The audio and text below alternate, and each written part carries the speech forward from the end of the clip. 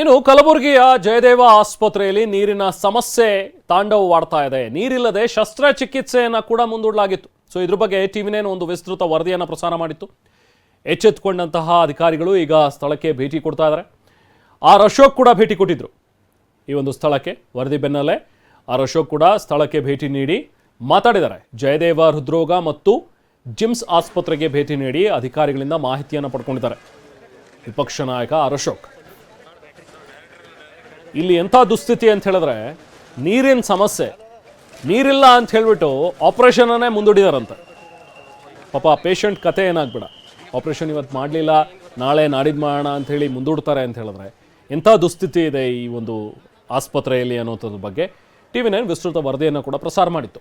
ಅದರ ಬೆನ್ನಲ್ಲೇ ಈಗ ವಿಪಕ್ಷ ನಾಯಕರಾಗಿರುವಂಥ ಆರ್ ಅಶೋಕ್ ಸ್ಥಳಕ್ಕೆ ಹೋಗಿದ್ದಾರೆ, ಆಸ್ಪತ್ರೆಗೆ ಭೇಟಿ ನೀಡಿದ್ದಾರೆ. ಏನು ಎಕ್ಸಾಕ್ಟಾಗಿ ಏನು ಸಮಸ್ಯೆ ಆಗಿದ್ದೇನು ಅನ್ನುವಂಥದ್ರ ಬಗ್ಗೆ ಪರಿಶೀಲನೆಯನ್ನು ನಡೆಸಿದ್ದಾರೆ.